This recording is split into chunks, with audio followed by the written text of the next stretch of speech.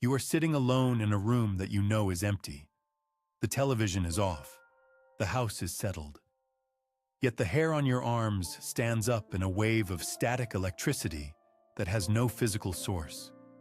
You feel a weight in the air, a density, like the atmosphere has suddenly turned to water. You turn your head sharply because you are certain you saw movement in your peripheral vision, a shadow, a flicker of light. But when you look directly at the spot, there is nothing there. Most people brush this off. They tell themselves they are tired. They tell themselves it is a draft. They tell themselves it is just their imagination playing tricks on a weary mind. But Edgar Cayce, the sleeping prophet, who accessed the universal database known as the Akashic Records, would tell you something very different. He would tell you that you are not imagining anything. He would tell you that your biological instrument is functioning exactly as it was designed to. You are not losing your mind. You are sensing the thinning of the veil. This is the somatic invitation. If you have experienced a sudden ringing in your left ear that is high-pitched and fleeting, do not ignore it. If you have woken up between the hours of 3 o'clock and 4 o'clock in the morning with your heart pounding for no reason, do not take a sleeping pill to numb it. These are not medical symptoms. These are spiritual notifications. Edgar Cayce spoke extensively about the etheric body and the reality of life continuing after the physical shell is discarded. He confirmed that what we call death is merely a transition from one state of consciousness to another, like walking from one room into the next. But he also revealed that there are certain individuals born into this timeline who act as bridges. We need to talk about your physiology because the signs have been there your entire life. If you have always felt uncomfortable in large crowds, or if you feel physically drained after speaking to certain people, it is because your energetic field is more porous than the average human. In the medical world, they might call you hypersensitive or anxious, but in the language of the Akashic Records, you are a receiver. Think about the last time you were overwhelmed by a sudden wave of emotion that did not belong to you. You were having a perfectly normal day, and then in a single second, a blanket of grief fell over you. It was heavy, it was suffocating, and it was inexplicable. You searched your mind for a reason to be sad and found none. Cayce explains that thoughts are things and emotions are vibrations that ripple through the ether. When a disincarnate entity, a spirit or a loved one who has crossed over, draws near to you, they do not speak with human words. They speak with energy. That sudden grief you felt was not yours. It was theirs. You were simply the antenna that picked up the broadcast. This is a terrifying concept for the uninitiated, but for you it must become a source of power. You have likely noticed that streetlights flicker when you walk under them, or that electronics behave erratically when your emotions are high. This is because the electromagnetic field of a sensitive person oscillates at a higher frequency. When the veil between worlds thins, the friction between your aura and the atmosphere creates these disturbances. Edgar Cayce warned us that as the Earth moves into a new astrological age, the barrier between the physical and the spiritual would degrade. We are seeing this now. The spirits are not just watching, they are crowding, and they are drawn to you like moths to a porch light because you shine brighter in the etheric spectrum. If you have a small vertical line between your eyebrows, or if your hands are constantly cold, despite the temperature of the room, these are markers of the mystic. The coldness in the extremities is a phenomenon Cayce described as the withdrawal of blood from the physical surface to fuel the inner spiritual centers during moments of unconscious tuning. You are channeling even when you do not know you are channeling. The sensation of being watched is primal. It triggers the fight or flight response. But I need you to reframe this instinct. You are not being hunted. You are being visited. The entities that linger in your space are often family members who have not fully detached from the earth plane, or guides who are attempting to deliver a download of information. The pressure you feel in your head, the tightness in your chest. This is the physical body trying to accommodate a higher vibrational frequency than it is used to holding. Society has taught you to fear the unseen. Movies and books have painted the spirit world as a place of malice and darkness. But the sleeping prophet taught that there is only one force, and that is the creative force of God. The entities around you are often just people without bodies. They are confused, or they are loving, or they are simply observing the life they once had. When you feel that prickle on the back of your neck tonight, do not run from the room. Do not turn on the television to drown out the silence. Sit in it. Breathe into it. Acknowledge the presence. Say out loud that you know they are there. Establish your boundaries. You have the authority. You are the one with the physical body. You are the captain of this ship. We are going to go deeper into how to communicate and how to protect your energy field in the next few minutes. But first you must accept your nature. You are not a broken person trying to get well. You are a high-functioning spiritual technology that is coming online. The anxiety you feel is just the engine revving up. The insomnia is just the system updating. You have been chosen to perceive what others ignore. This is not a burden. This is a qualification.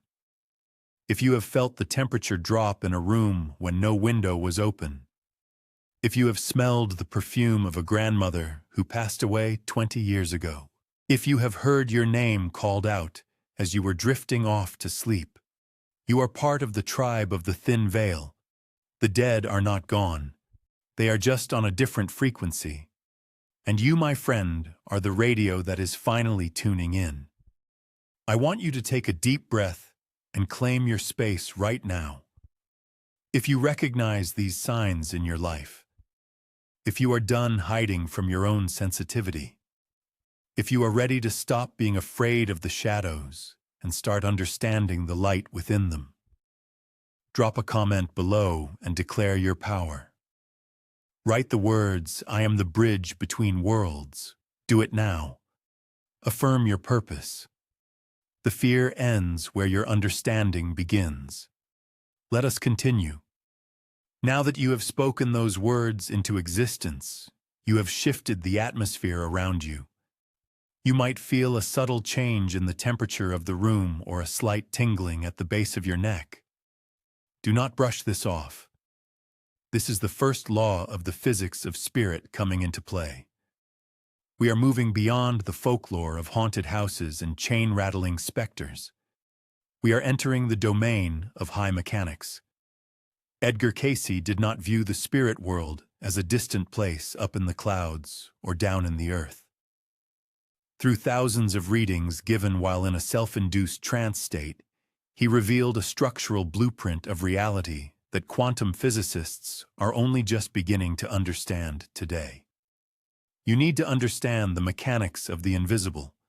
Imagine for a moment an electric fan sitting on your desk. When the blades are still, you can see them clearly. They are solid. They have form. You can touch them. But when you switch that fan to its highest setting, the blades disappear. They become transparent. You can look right through them to the wall behind. Now ask yourself a question. Did the blades cease to exist because your eye can no longer perceive them? Of course not. They simply increased their rate of vibration. They moved faster than the shutter speed of your biological vision. This is exactly what Edgar Cayce described when he spoke of the so-called dead. They have not left the room. They have simply changed gears. They have accelerated their vibratory rate to a frequency that bypasses the crude lens of the human eye. But here is the secret that most people miss. While your eyes may fail you, your solar plexus does not. Your nervous system is far more advanced than your vision. This is why you feel them before you see them. This is why you wake up at 3 in the morning with a sudden alertness that defies logic. Your soul is sensing the vibration of another fan blade spinning in the same room. Cayce taught that life is continuous. It is a single stream that flows through different states of density. When a loved one sheds the physical body, they are merely shedding the heavy winter coat that kept them anchored to this slow vibration. They step into a lighter dimension, a dimension that Cayce often referred to as the fourth dimension. This is not a place you travel to with a rocket ship. It is a state of being that interpenetrates right here and right now. It is layered directly on top of your current reality. Think about the implications of this. It means that the grandmother you mourn is not millions of miles away in a golden city. She is likely sitting in the armchair across from you right now. But because her atomic structure is vibrating at a rate of speed 10,000 times faster than yours, she passes through the physical furniture. She occupies the same space but in a different octave. This brings us to the physics of their presence and why you specifically are feeling it. If you have been experiencing sudden waves of emotion that do not belong to you, if you have walked into a room and felt a sudden heaviness or a shift in air pressure, you are experiencing the friction of two different atmospheres colliding. When a high-pressure front meets a low-pressure front in meteorology, you get a storm. When a high-vibration spirit moves close to a dense physical human, you get a somatic reaction. You might get goosebumps. You might feel a sudden chill. This is not because the spirit is cold. It is because your physical body is trying to metabolize an energy that is far more potent than what it is used to holding. Edgar Cayce was very specific about how the dead perceive us. This is crucial for you to understand, so you can stop living in fear of judgment. They do not see you the way you see yourself in the mirror. They are not looking at your wrinkles or your messy hair or the clothes you are wearing. They are no longer using physical retinas to see. They perceive vibration. They see the electromagnetic field you emit. They see your aura. When you are grieving, they see the colors of your sadness swirling around your heart. When you are terrified, they see the jagged spikes of adrenaline in your energy field. They are watching your light. And this is why they draw close to you. You are like a lighthouse in a fog. When you think of them, you literally send out a beam of light that cuts through the dimensions. Cayce said that thoughts are things. In their world, a thought is as solid as a brick. When you think of your past father, you are not just remembering him. You are dialing his direct line. You are creating a geometric form in the ether that pulls him towards you instantly. There is no time delay in the spirit world. There is no traffic. There is only intention. The moment you focus your intent on them, they are there. This explains the phenomenon you may have experienced where you smell their cologne or hear their favorite song on the radio immediately after thinking about them. It is instant feedback. It is the physics of entanglement. But there is a deeper layer to this blueprint. Cayce revealed that we are often surrounded by a group of entities he called the unseen forces. These are not just random ghosts. These are family members and guides who have a vested interest in your soul's development. They are observing you, but not to judge your mistakes. They are observing you like a team of scientists and cheerleaders watching an astronaut navigate a hostile planet. They know how hard it is to be in a heavy body. They know the amnesia you suffer from. They are whispering to you, constantly trying to remind you of the mission you signed up for before you were born. Many of you watching this have felt a pressure in your head or a ringing in your ears that doctors cannot explain.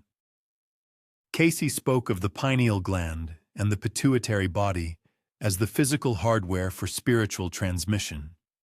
When the ringing starts, it is often a sign that your hardware is being tuned. It is a download.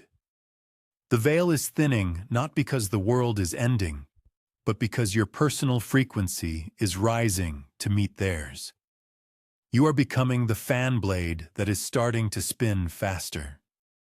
We need to address the concept of the silver cord. Cayce mentioned this connection that tethers the spirit to the body. When we sleep, we often travel. Your body stays in the bed, but your consciousness stretches out like an elastic band into these other realms. This is why dreams of dead relatives feel so incredibly real. They are real. You met them. You had a meeting in the interstitial space between the worlds. And when you snapped back into your body upon waking, the memory faded like mist because the physical brain cannot hold that much data. But the feeling remained, that deep sense of peace or that urgent message they gave you. That remains. You must understand that the dead are not idle. They are not floating around playing harps. According to the readings, they are working. They are studying. They are helping others who are crossing over. And frequently, they are trying to help you with your earthly problems. If you have been stuck on a problem at work or in your relationship, and suddenly the solution pops into your head fully formed, that was likely not just your subconscious. That was an assist. That was a whisper from the gallery. But here is the catch. The law of free will is absolute. This is the prime directive of the universe. They cannot interfere unless you invite them. They can stand right next to you screaming the answer, but you will not hear it if you are walled off by fear or skepticism. You must build the bridge from your side. You must authorize the connection. This is why the fear narrative is so damaging. Hollywood has trained you to run from the shadows, to banish the unseen. But Cayce taught that we are co-creators with the divine. By fearing the presence of your ancestors, you are shutting the door on your greatest allies.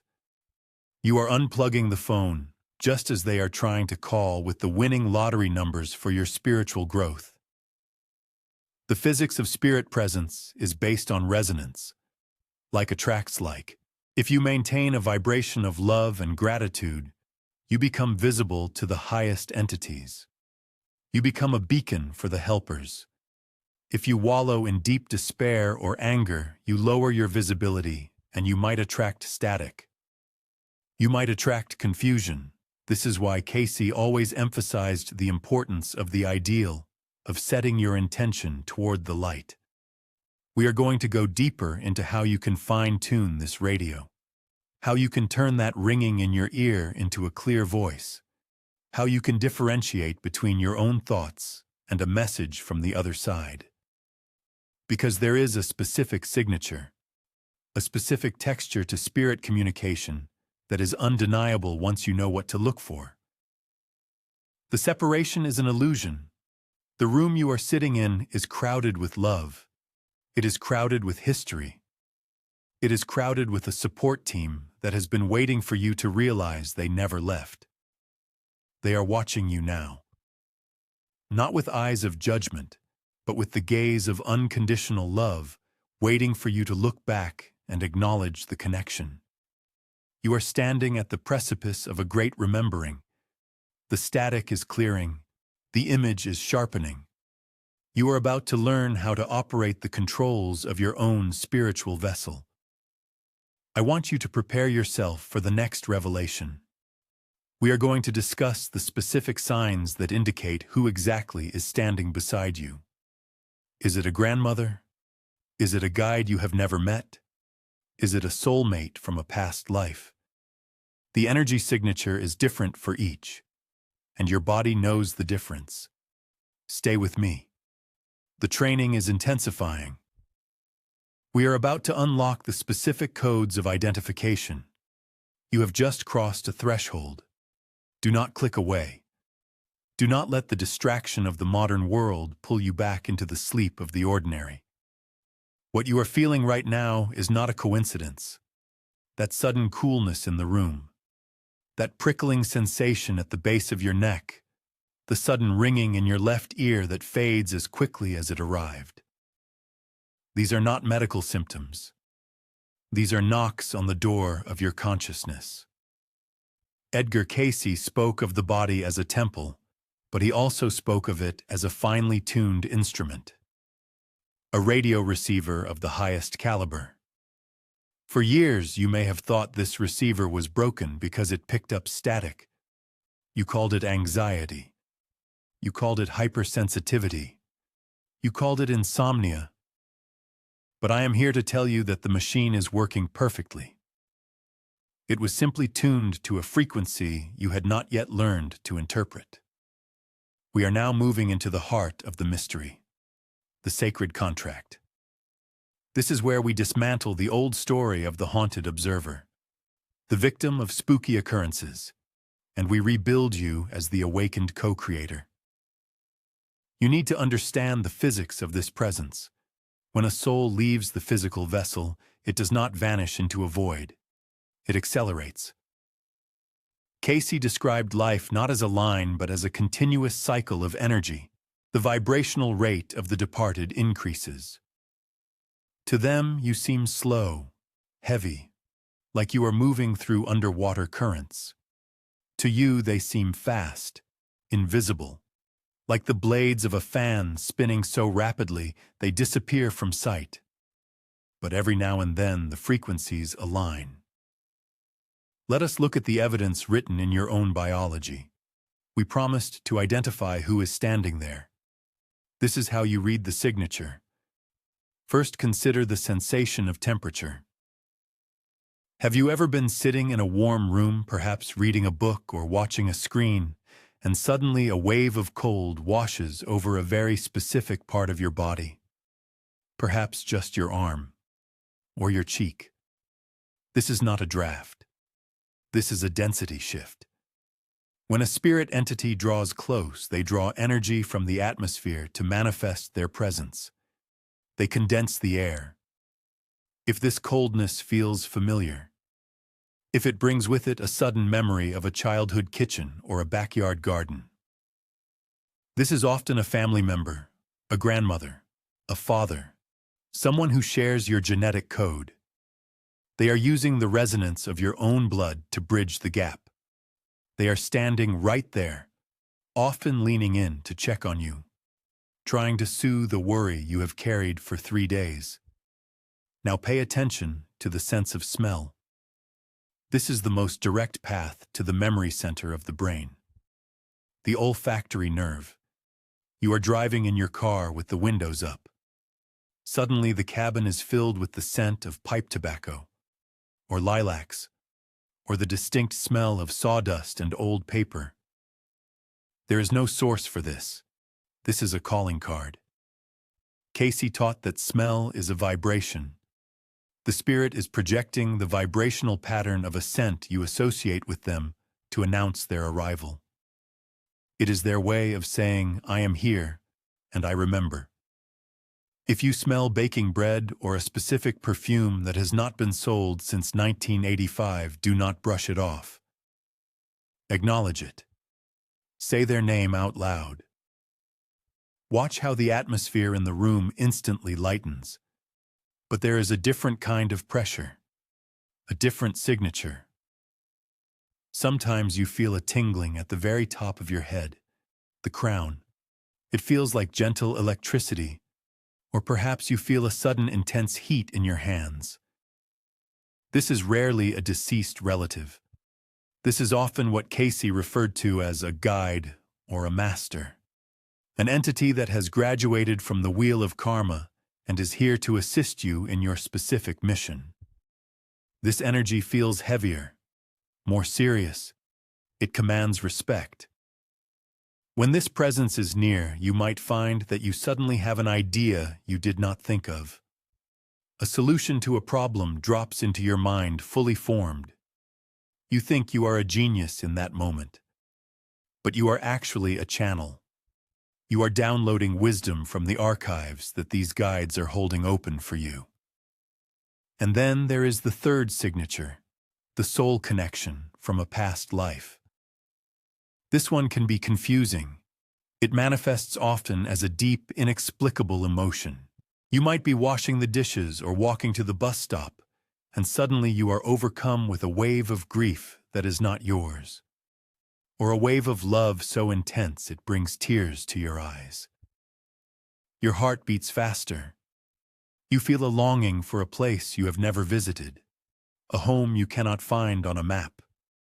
Cayce's readings were filled with these accounts, souls who have traveled together through eons, through ancient Egypt, through the plains of Persia, through the revolutions of France. When such a soul is near you, even if they are currently in the spirit realm, your soul recognizes them instantly. The veil becomes thin. You are feeling the echo of 1,000 lifetimes in a single second. Why is this happening to you? Why now? You must stop asking why me and start understanding the assignment. You are not being haunted. You are being recruited. The sacred contract is an agreement you made before you took your first breath in this life. You agreed to be a bridge. You agreed to have a nervous system strong enough to handle the voltage of two worlds. The exhaustion you feel is the fatigue of the athlete who is training for the Olympics of the spirit. When you feel eyes on you in an empty room, it is not a threat. It is an audience of supporters. They are cheering for you. They are waiting for you to realize that you have the power to direct this energy. You have been playing the role of the scared child hiding under the covers. But the training wheels are coming off. You are ready to stand up and speak to the empty room with authority.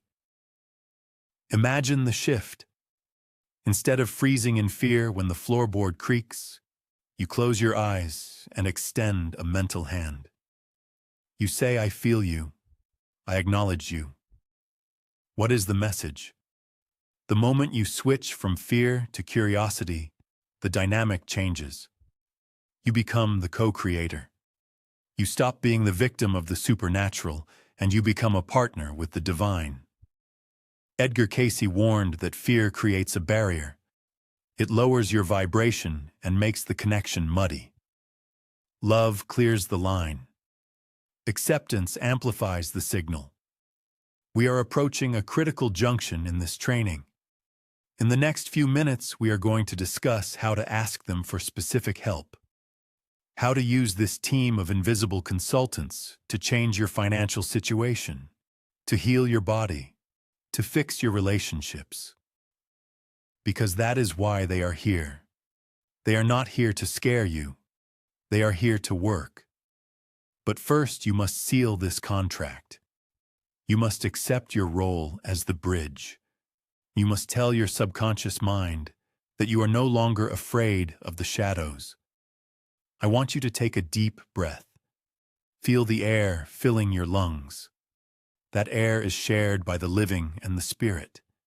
It is the ether. I want you to declare your status.